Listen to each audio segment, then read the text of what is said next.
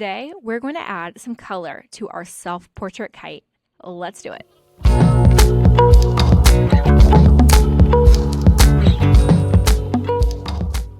The first thing we're going to do is we are going to design our frame today. I'm going to use oil pastels for this, but you could use crayons or even colored pencils.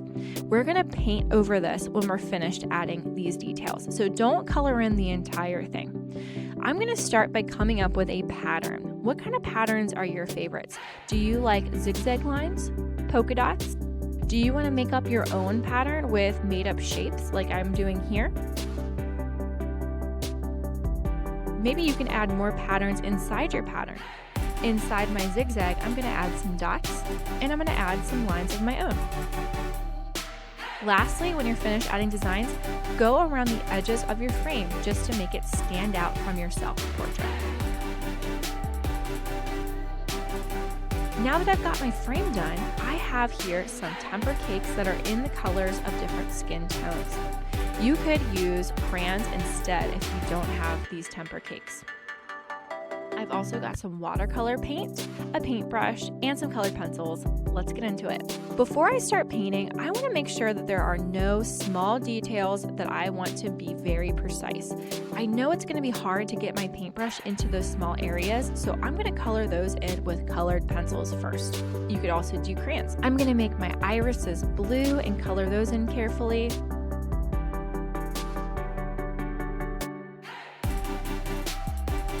I'm going to color in my lips with a little bit of a skin tone color and a little bit of pink, just so that they're not too bright pink. My eyebrows are really thin, which will be hard to paint, so I'm going to get a brown colored pencil and fill those in. I'm even going to color in my hair, and I can paint over my hair when I'm finished. You'll see, it looks really cool. I'm also going to color in the details of my collar. If you're not sure if you'll be able to paint it, go ahead and color it first. Another tip to help you paint in the lines as carefully as possible is to color the edges of even your big areas. This will help keep your painting look neat and tidy. This soccer ball is going to be tough. I want to make sure that the white stays white and the black is black. So I'm going to use a black colored pencil to fill that in. Okay, now that I have colored around all of my big edges and I feel confident that I colored in all of my little details, I'm going to go ahead and use these skin tone temper cakes and paint in a skin tone that I think might work for me. Everyone's got a different skin tone, and whatever you decide is okay. You can even mix colors together. Like if you think this is too light and you want a darker skin tone, you can mix in a little bit of a darker brown and blend the two colors together. I think this one is right for me.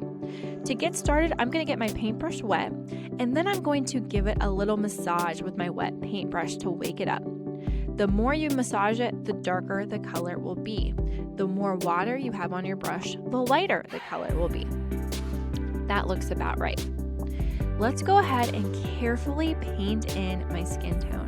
I'm going to tickle the paper with my paintbrush really carefully around the edges first.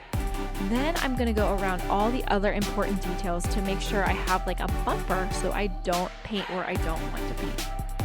Next, I'm going to fill those areas in. Don't forget your ears and your neck.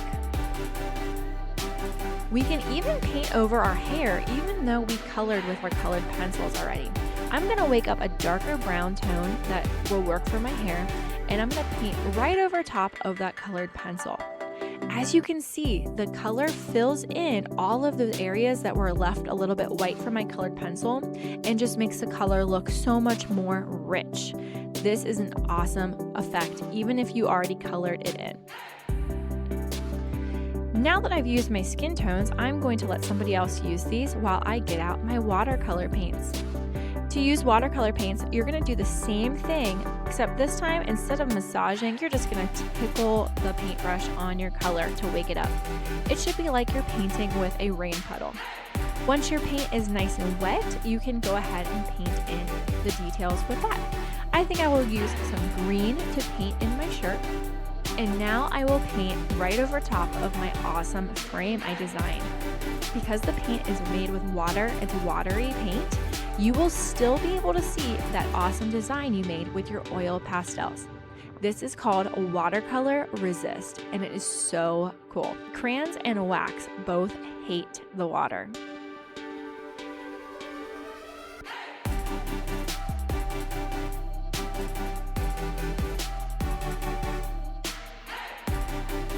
I'll use some blue to paint around the outside of my self-portrait, my background. I think my artwork is finished. I painted or colored in all of the areas that are not white. The only white spots I have left are in my soccer ball and white corners of my eyes. I'm gonna let this dry, and next time we'll turn into even more of a kite. I'll see you then. Love, your cozy art teacher.